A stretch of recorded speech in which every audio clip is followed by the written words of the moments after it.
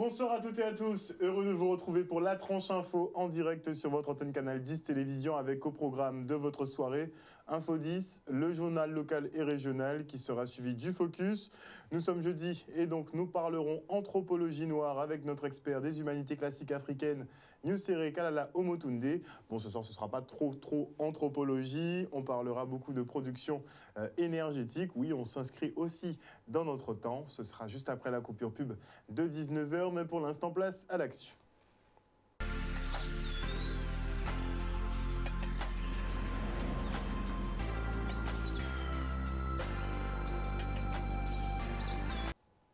Nous sommes le jeudi 6 mai 2021 et voici les titres de ce journal. Nous reviendrons tout d'abord sur le pass sanitaire qui rentrera en vigueur le 18 mai prochain à titre expérimental en Guadeloupe. Et il devrait vous permettre de voyager plus ou moins tranquillement. Et puis nous irons à Marie-Galante où la panne de la chaudière de l'usine de Grand-Anse préoccupe grandement la population, mais aussi la communauté de communes. Et en fin d'édition, nous ferons une halte au drive créole du restaurant Encanna.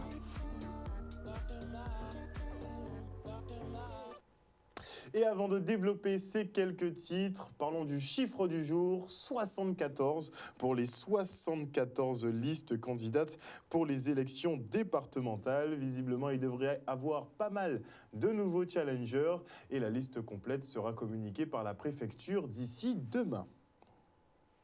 Et à l'occasion du traditionnel point Covid hebdomadaire, le préfet a abordé la question du pass sanitaire qui sera expérimenté en Guadeloupe à compter du 18 mai prochain.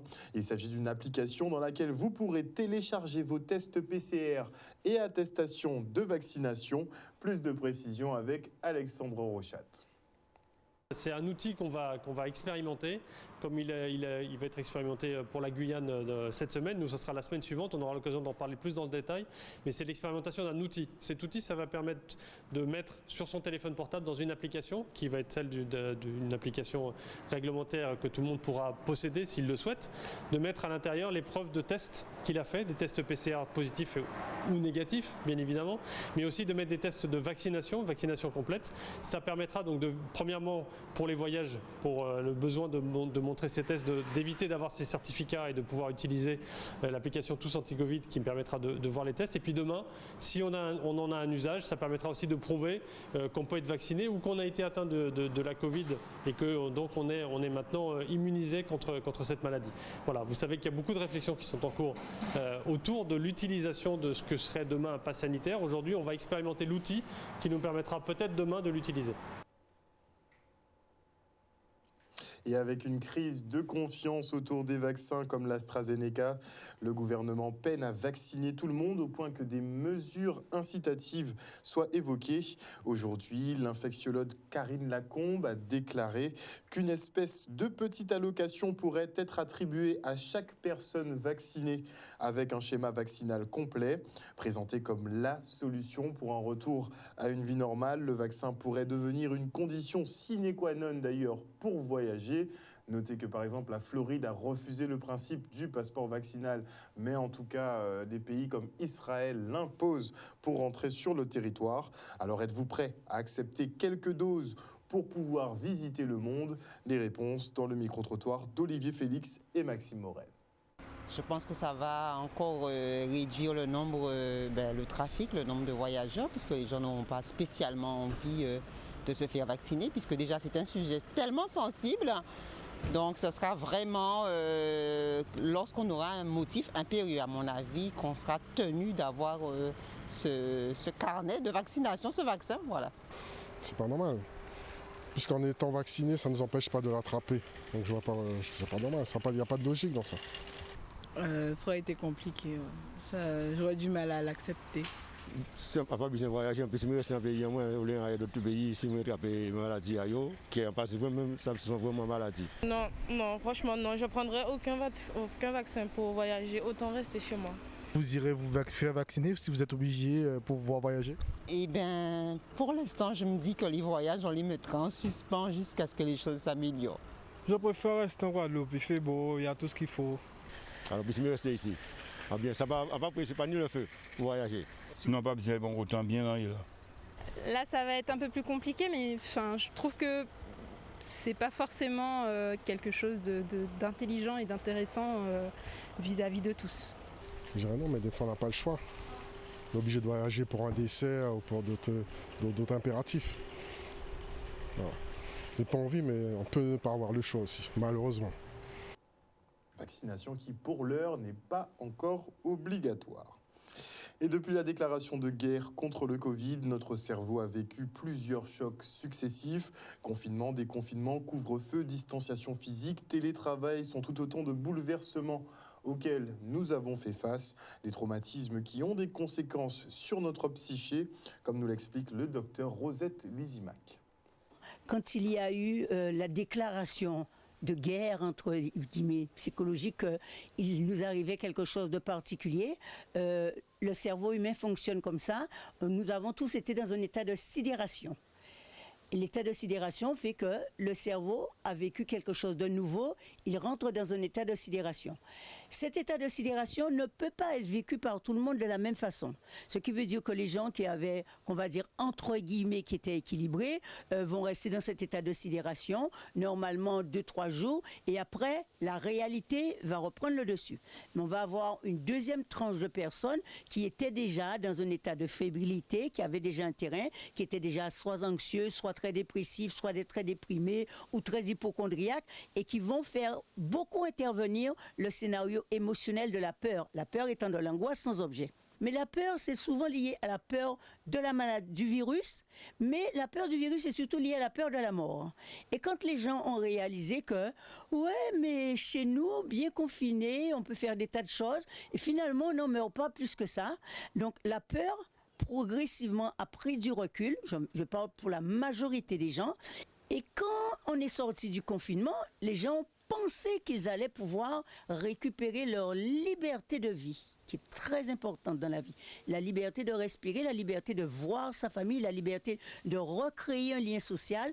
Nous sommes un peuple qui avons besoin de nous embrasser, de nous tenir. Et on est très tactile. Et là, les gens sont rentrés dans un processus où on leur a dit non, non, non, non, non. Vous allez sortir de ce confinement, mais votre liberté d'action, de loisir, reste hypothéquée. Par contre, vous pourrez continuer à avoir toutes les contraintes de la vie. Travailler, payer vos factures, payer vos impôts. Et là, les gens se sont trouvés, j'ai envie de dire, dans quelque chose qui les a vraiment remis dans cet état de sidération. C'est-à-dire qu'aujourd'hui, nous sommes dans ce qu'on appelle une usure psychologique, puisque ce qui reste maintenant, c'est de la tristesse, la morosité, parce que personne ne peut anticiper, on ne peut pas faire de projet. Bien sûr que ça va entraîner de nouvelles pathologies, parce que, par exemple, une personne qui était déjà dans l'anxiété. L'anxiété, c'est véritablement... Alors, l'anxiété, je vais signifier rapidement. L'anxiété, le stress et la dépression. L'anxiété, c'est... il se passe une situation dans la vie extérieure et à ce moment-là, je vais anticiper sur quelque chose de négatif par rapport à ce qui va se passer. Mais après, la vie reprend, on reprend. Alors la personne va rester anxieuse quelques instants, mais ça va passer. Le stress, c'est une réaction naturelle, mais liée à quelque chose de l'environnement, qui va faire que de toute façon, le bon stress, oh mon Dieu, j'ai un peu peur et tout, mais ça va nous créer une espèce d'excitation. C'est le bon stress. Et le distress, c'est quand ça perdure, ça perdure, ça perdure, et que la personne ne peut plus remonter. Et la dépression, c'est tout le corollaire de tout ça qui fait que la lassitude dure, la tristesse dure, la morosité dure. Et donc, de toutes ces pathologies qui étaient déjà un petit peu latentes vont devenir encore beaucoup plus importantes. Et même des gens qui n'auraient jamais développé une déprime, une grosse déprime ou une dépression, sont obligés par rapport à toutes les répercussions psychologiques, sociales, économiques, vont être dedans parce qu'on ne peut pas ne pas être dedans. On est dedans. Et puis en plus, c'est une anxiété tellement mondiale que de toute façon, personne ne peut sortir l'autre là-dedans. Tout le monde est impacté de la même façon. Et concernant la vaccination, eh bien, elle conseille à tout le monde de prendre une décision de manière personnelle. Suite à un incident grave de la chaudière de l'unité de production sucrière de Marie-Galante, eh bien, ça pose un très gros problème sur l'île. Un coup dur pour les 1500 agriculteurs de la Grande Galette qui se retrouvent avec leurs cannes sur les bras finalement. Une perte sèche aux conséquences dévastatrices pour le secteur et l'île qui tente, tant bien que mal, de trouver des solutions. La région a donc proposé de prendre en charge le transport des cannes vers la Guadeloupe continentale et le département, l'acheminement du port vers l'usine de Gardel-aux-Moules. Un test est prévu ce samedi sur 600 tonnes de cannes pour étudier la faisabilité du projet. On écoute Marie Zetzol, présidente de la communauté de communes de Marie-Galante. Nous avons 1500 planteurs à Marie-Galante. Toute l'économie de Marie-Galante tourne autour de cette filière canne-sucre. Ça, il faut bien le comprendre. Donc nous sommes tous affectés par cette panne qui est arrivée à la sucrerie et nous la déplorons. Pour autant, est-ce que nos planteurs doivent rester sans revenus? L'usine, moi, je n'aurais jamais pensé que ça serait arrivé jusque-là, pour qu'on puisse envoyer des cannes sur la Guadeloupe. Apparemment, on peut encore les garder 10 mois, mais bon, c'est vrai que nos planteurs, nos agriculteurs attendent ça justement pour faire... Ouais, c'est la récolte de l'année, donc ils en ont besoin. Pour que nos planteurs aient un revenu, il faut que la canne soit coupée, soit livrée à l'usine, donc que l'usine ait commandé cette canne. L'usine, elle ne commande cette canne que si c'est pour en faire du sucre. La chaudière étant hors service, pour que l'usine puisse en faire du sucre, elle sous-traite quelque part avec Gardel. C'est ce montage qui nous a été présenté. C'est ce montage que défend la SICAMA. Notre seul intérêt est de défendre les planteurs, le revenu des planteurs. Ne pas livrer la canne, ne pas couper la canne, ça veut dire que nous avons des planteurs qui n'auront aucun revenu. Nous avons déjà le Covid, en plus nous avons des planteurs sans aucun revenu. Est-ce qu'on peut permettre ça? L'usine Grand Trans, pour moi, à mon avis, depuis que j'ai pris connaissance, c'est le poumon Marie-Galante qui est attaqué. Je parle à mon nom, c'est un sabotage. Et moi, je demande quand même, les élus de Marie-Galante, ils ne vont pas rester le bras croisé. Il faut qu'on aille au plus loin que ça pour faire quand même justice, parce qu'il y a des pères et des mères d'enfants qui en souffrent. Les planteurs, moi, je les inciterais à couper la canne, à livrer la canne à l'usine. Donc, ça veut dire que l'usine derrière, elle doit sous-traiter pour avoir son sucre, pour avoir un intérêt à acheter cette canne à nos planteurs. Ça permettrait que nos planteurs puissent vivre décemment cette année, puisqu'ils auront exactement les mêmes revenus. Le transport maritime a été pris en charge par la région, le transport terrestre est pris en charge par le département et l'État. Je crois que c'est une année exceptionnelle. À année exceptionnelle, à situation exceptionnelle, il faut des mesures exceptionnelles. La vraie question, c'est est-ce que la sucrerie fera les travaux pour que l'année prochaine, nous soyons en mesure d'assurer une récolte correcte et le traitement de ces cannes à Marie-Galante. Marie-Galante qui, cette année encore, ne bénéficiera pas des retombées du festival Terre de Blues et qui, en plus, fait face à de nouveaux échouages massifs de sargasses. Plusieurs tonnes d'algues brunes sont ramassées quotidiennement, mais les quantités à traiter dépassent largement les capacités de la collectivité. Le reportage de Stanley Manicor. Capesterre de Marie-Galante reçoit 40% de la masse des sargasses de la Guadeloupe. C'est le premier point d'accroche des sargasses dans leur cheminement. Donc c'est une vraie catastrophe pour nous que nous vivons depuis maintenant plus de 10 ans. Son situation que l'État doit prendre, l'État doit prendre ça, mais parce que après nous, pas la commune qui fait signer choix à sargasses, c'est eux à chercher à savoir là sortir et mettez les moyens qu'il faut pour les gens vivre et les gens vivre tranquillement. Parce que nous avons une commune Capesterre, nous ne pouvons pas être bien là ça. Nous sommes bien, là dit bien, tout le monde est gourmé, tout le monde est essayer de tirer profit de la vie pour te voir faire Timonaïo, faire Timonaïo. Quand je dis, nous avons une situation tout le temps, il faut renouveler, tout le temps, il faut acheter, tout le temps. Nous ne pouvons pas sortir de bien là ça. Ça fait quand même depuis 2011 qu'on subit cette invasion-là et qu'on ne trouve pas de solution. Et notre commune est en train de dépérir, nos commerces sont en train de mourir. Et les habitants fuient la commune. Donc c'est inacceptable, d'autant plus qu'on avait trouvé quand même des conditions avec l'État, mairie et tout. On a regardé en bas là, on a des camarades qui nous filent à chat, filent à langouste, là on voit lever, il pas ni à dedans. Tout fond là, c'est ça. Si maintenant, ça, moi personnellement, essayé de faire petit moins chat, en poser défilé. À dans défilé là, c'est 15 kg poisson qu'on prend dans défilé là. D'habitude, on peut faire 50 kg poisson. Si chaque filet là prend 25 kg poisson, on va faire 25 kg poisson, on fait 50 kg poisson. Avec la possibilité de travailler en janvier, février et un demi-mars, on a pu travailler correctement. C'est-à-dire qu'il y a des possibilités. On n'avait pas ces ags-là, donc on a eu la possibilité de travailler. Et depuis que les mesures Covid sont tombées, avec les couvre-feu à 19h, donc forcément l'arrivée des algues, donc l'activité au niveau de restauration, je vous parle, parce que l'activité discothèque est fermée, on ne peut plus travailler à ce niveau-là.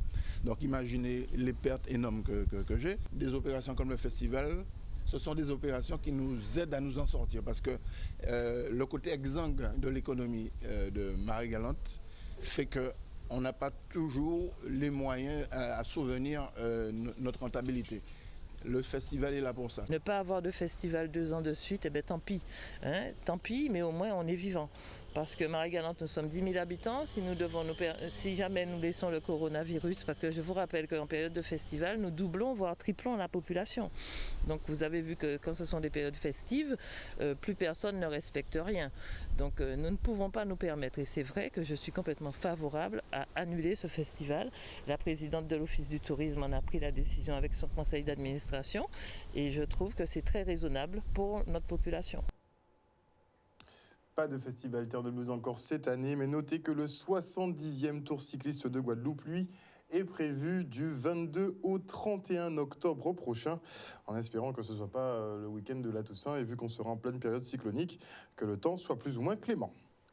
Et après Jacques Bangou, c'est au tour de Claudine Bajazet d'être déchue de ses fonctions de premier magistrat de la commune de Sainte-Rose et d'être frappée d'inéligibilité. La Commission nationale des comptes de campagne et des financements politiques ont rejeté ses comptes pour les élections municipales et communautaires. Claudine Bajazet est donc démissionnaire d'office de son mandat de maire et de conseiller communautaire à la communauté d'agglomération Nord-Basse-Terre. Elle peut toutefois faire appel de cette décision et conserver son mandat le temps que la justice tranche. Et conscient que la préfecture ne portera aucune réponse aux hôteliers guadeloupéens, Nicolas Vion est de passage à Paris pour faire entendre la voix de ce secteur à l'agonie. Selon lui, le tourisme local ne peut se substituer au tourisme national et international. Un manque à gagner trop conséquent pour tenir la route. On l'écoute. À partir du moment où j'ai appris ce matin que Air France a perdu 1,5 milliard sur le premier trimestre 2021, où le trafic aérien est très fortement réduit et que les quelques avions qui volent sont déficitaires, que nous n'avons pas de clients qui arrivent par le train et en voiture, si on n'a pas d'avion, on n'a pas de clients, et si on n'a pas de clients, on n'a pas de recettes. L'hôtellerie et le tourisme plus généralement, et en particulier la restauration, les discothèques, etc., sont sous perfusion. Et si la perfusion s'arrêtait, ce serait la mort certaine d'un très grand nombre d'entreprises. Les Antilles, Martinique, Guadeloupe, Saint-Martin, Saint-Barth, c'est 2 millions d'habitants. 1,5% de 2 millions d'habitants, ça fait 30 000 touristes locaux.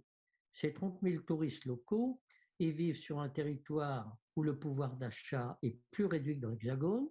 On sait que les revenus sont globalement inférieurs de 30% à ceux de l'Hexagone, que le taux de pauvreté est de 34% dessus de l'Hexagone. Comment voulez-vous que 30 000 touristes apportent à la Guadeloupe les 800 millions d'euros qu'ont apporté les 800 000 touristes hexagonaux?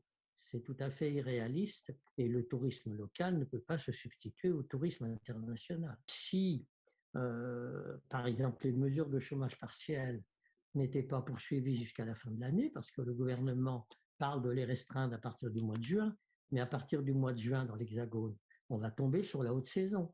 Donc il y aura toujours des touristes qui viendront en train ou en voiture. Tandis que chez nous, la haute saison, elle est fichue pour 2020-2021.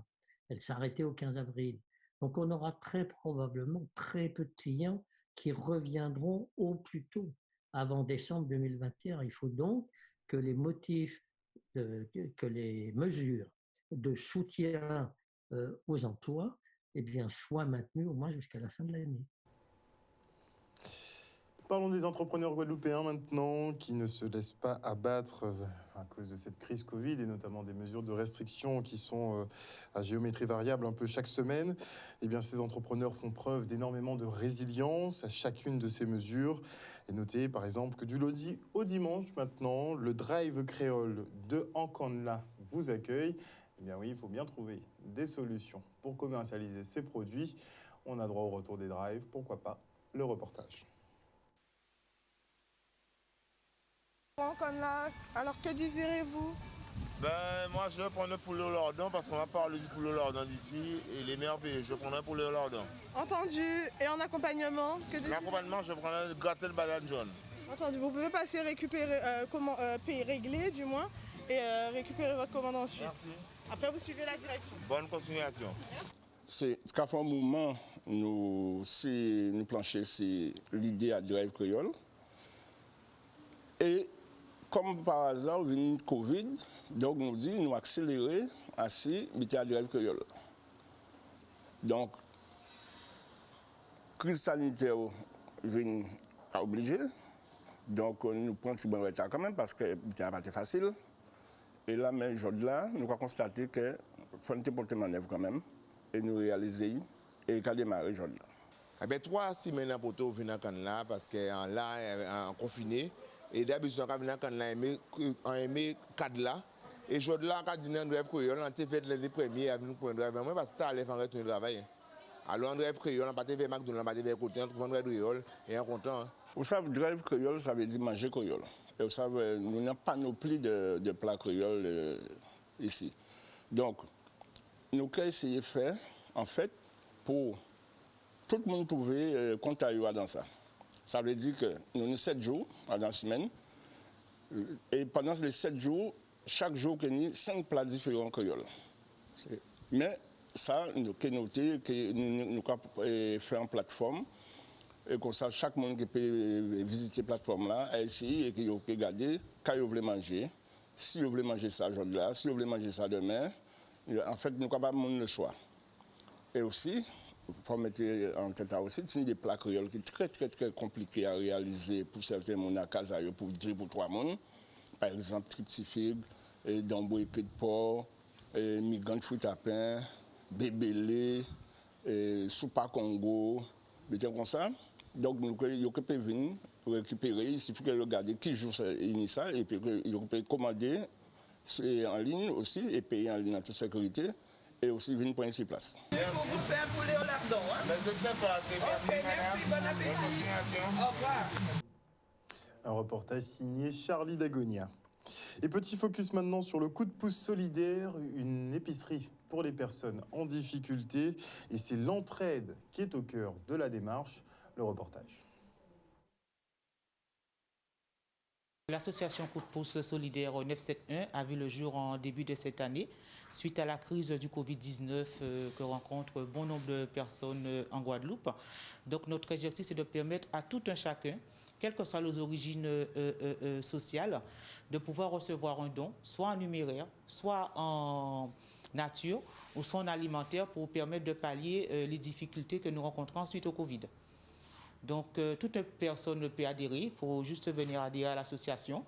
Donc, si on rencontre des difficultés, puisqu'on sait très bien que les personnes les démunis ont été aidés, mais il y a d'autres personnes, comme les personnes, nos aînés s'en vont, les personnes âgées rencontrent des difficultés pour payer leurs factures. Donc, ils viennent à l'association, ils font un appel de dons à d'autres membres, puisque nous sommes plus de 500 qui donnent pour permettre aux gens de pouvoir payer leurs factures, rencontrer leurs difficultés, récupérer des vêtements, des chaussures, donc pour pouvoir les aider.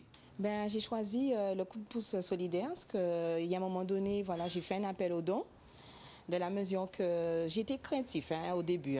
C'était franchement, comme j'entendais pas mal d'infos, mais avec une bonne confiance de la responsable, Madame Treff, j'ai su mettre tout en avant et j'ai fait confiance. Et là, aujourd'hui, avec un appel aux dons, j'ai reçu ce coup de pouce solidaire. Nous les mettons à un petit prix vraiment solidaire.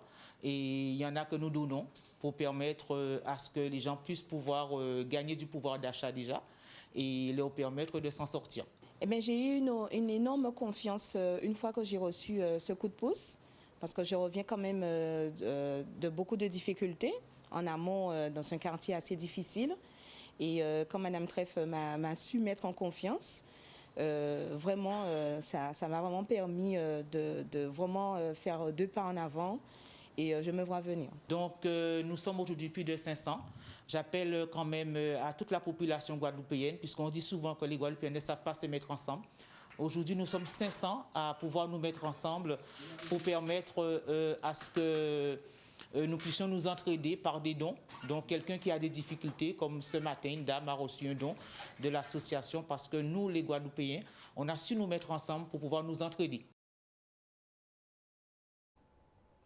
Et on vous présente maintenant Sonia Petro, la tête de liste Réussir la Guadeloupe. Elle représente donc le camp des Républicains. Non, ils ne sont pas en voie d'extinction finalement.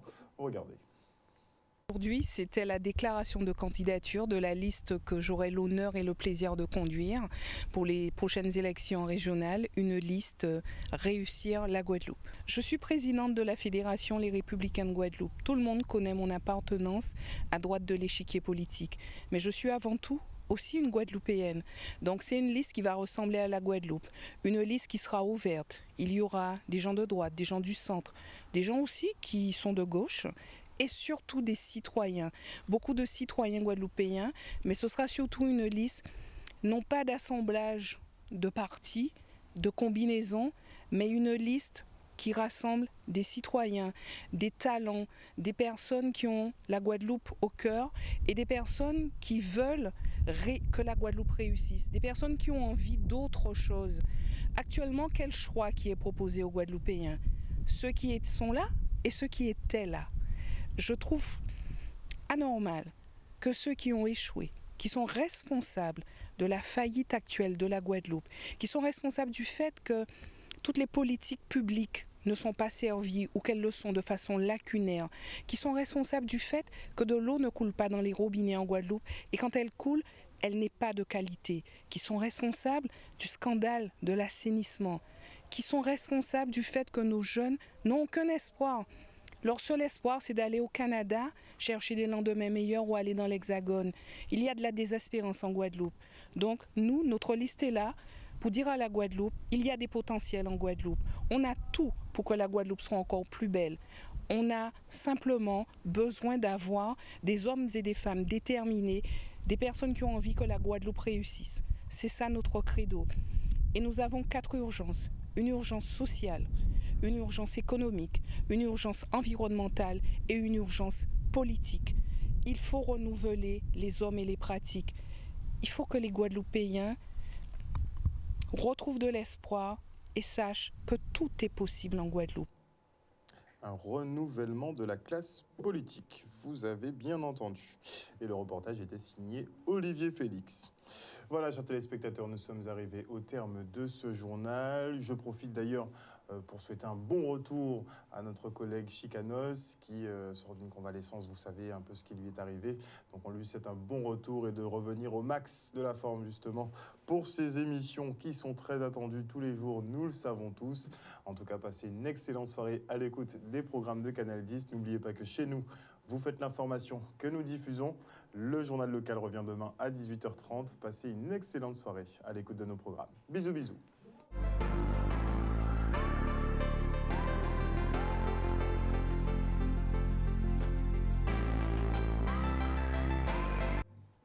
À venir dans la tranche info sur Canal 10, le focus, et c'est un jeudi anthropologie assez spécial que nous aurons avec News Serekalala Omotunde, puisque nous parlerons énergie, et notamment de la centrale géothermique. Il a un petit plan derrière la tête. Ça va être très intéressant. Ce sera après la coupure pub de 19h.